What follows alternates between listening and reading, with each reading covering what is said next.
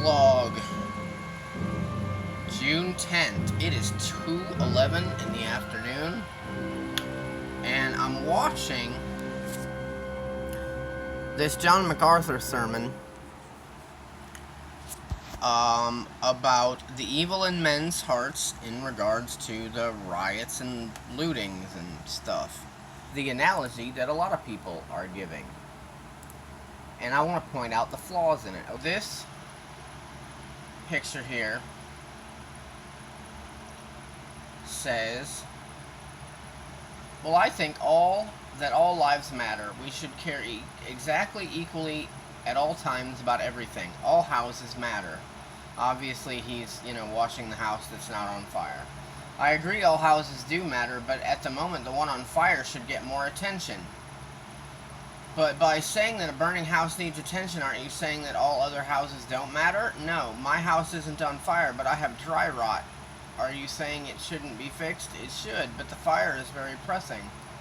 Let's say I put my house fire out, but my house catches on fire. Aren't I entitled to water then? Of course.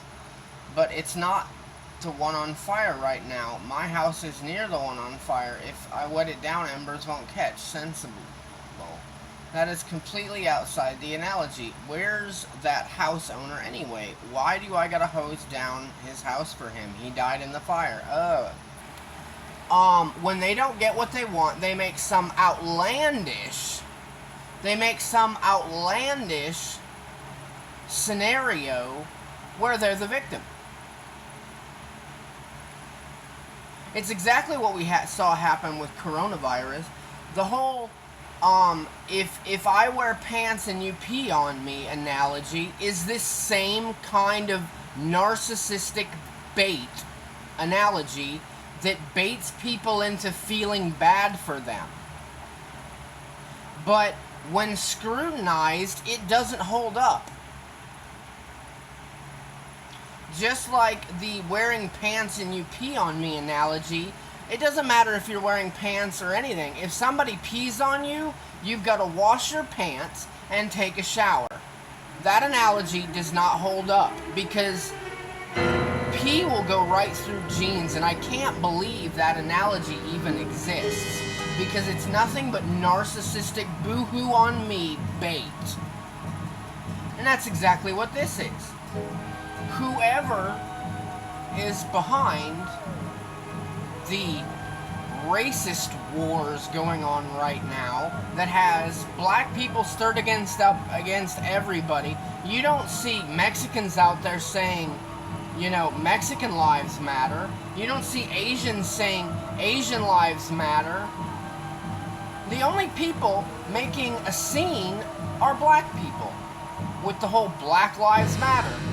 Why? Because it's democratic, liberal, leftist agenda, and it needs to be crushed because it's going to ruin this society.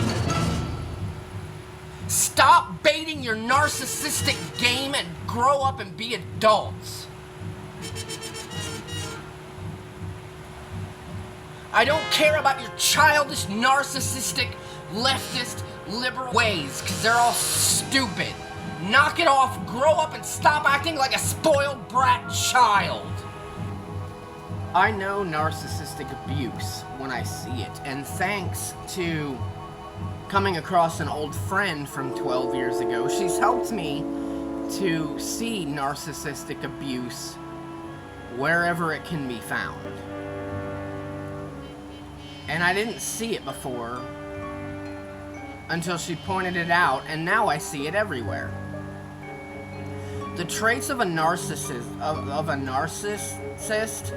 is that you act like a child, you won't grow up, and you feel entitled, and basically that's our entire society. We're breeding a society of narcissistic, whiny babies that throw fits and make scenes when they don't get what they want. And if it doesn't come to an end, we are going to destroy ourselves. And we will cease to exist on the face of the earth because we will have destroyed ourselves with our own narcissistic, evil, wicked hearts because we have denied God and He's turned us over to a reprobate mind And we don't even think with reason anymore. We think with our emotional triggering. And it needs to stop.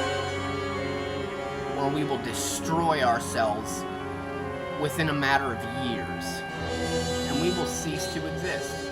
So, in summation, I just want to say that I'm really pissed off because I don't know what you want to call it. The leftist agenda, the liberals, the deep state, call it whatever you want. A rose by any other name would smell like it would smell like crap just as much. But what is happening in our society is evidently it's evidently clear to me that it's nothing more than a narcissist temper tantrum. Whether Democrats are trying to make it super hard for President Trump, or whether or not they're just trying to retaliate against the American people because they voted him in, or because they hate the American people. I really don't know, but all I know is I recognize narcissistic behavior when I see it. And this is nothing more than a narcissistic temper tantrum. Well, fine, then I'm gonna make a big scene and stir up a bunch of drama and, start a race war. And honestly, you know what, I'll be honest. I feel bad for black people because they're getting played right now. They're getting played like pawns in this agenda that wants to villainize them and make them look like, looters and terrorists and whatnot, all because a black guy got killed by a white cop, which brings me to another point. We are not the same. You see a white cop killing a black guy. When I see an innocent man being killed by a corrupt cop, we are not the same. And black people, I'm sorry, I know I'm not black, but I'm just gonna say, I want racism to end. Because I believe in the principles of the Bible. And the Bible explains that we are one race, the human race, and we should all come together and worship Jesus. And that's what Jesus wants. For the church to be made whole in unity. I don't know. I mean, in the end, this is the devil's doing. This is the God of this age reaping havoc because people have turned away from God. And don't kid yourself, we abandoned God in this nation decades ago, and we have been reaping the wrath and the judgment and the consequence of that, of living apart from God for decades. And ultimately, it will lead to our destruction. There's a verse in Proverbs that says, what may seem right to a man will lead to his destruction. Just because something seems right doesn't mean that it is.